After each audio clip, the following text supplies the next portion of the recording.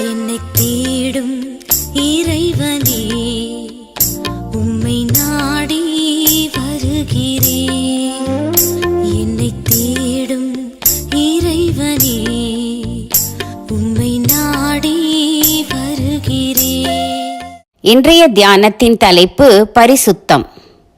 வாசிக்க வேண்டிய திருமறை பகுதி 1 தெசலோனிக்கேயர் 4ஆம் அதிகாரம் வசனங்கள் 1 முதல் 12 வரை.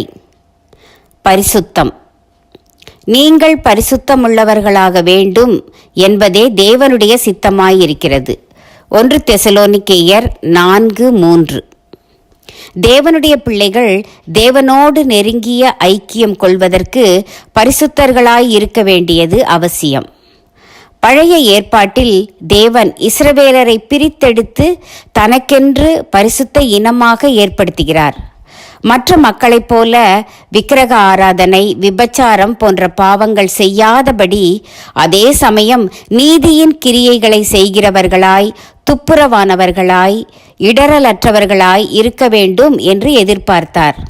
புதிய ஏற்பாட்டின்படி கிறிஸ்துவை ஏற்றுக்கொண்டோர் அனைவரும் பாவ வழிகளை விட்டு விலகி புது சிருஷ்டிகளாகி இருதய சுத்தமுள்ளவர்களாய், சொல் செயல் யாவற்றிலும் களங்கம் இல்லாதவர்களாய் வாழ வேண்டும் என்று எதிர்பார்க்கிறார்.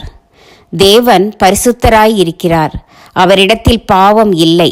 அவரைப் போல நாமும் பரிசுத்தர்களாய் வாழ வேண்டும்.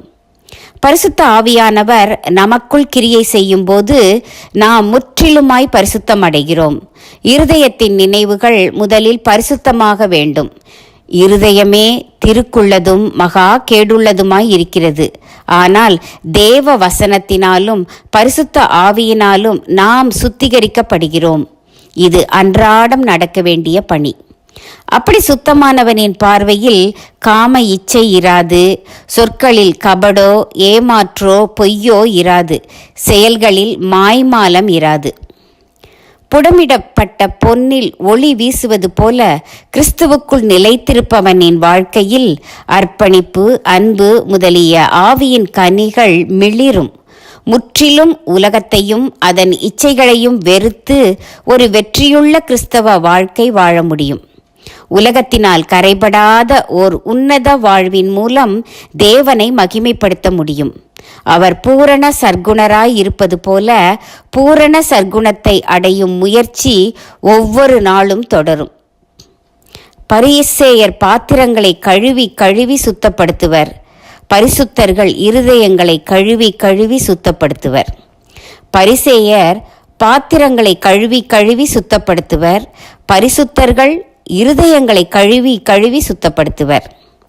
தீர்மானம்: பரிசுத்தமே என் இலக்கு, லட்சியம்.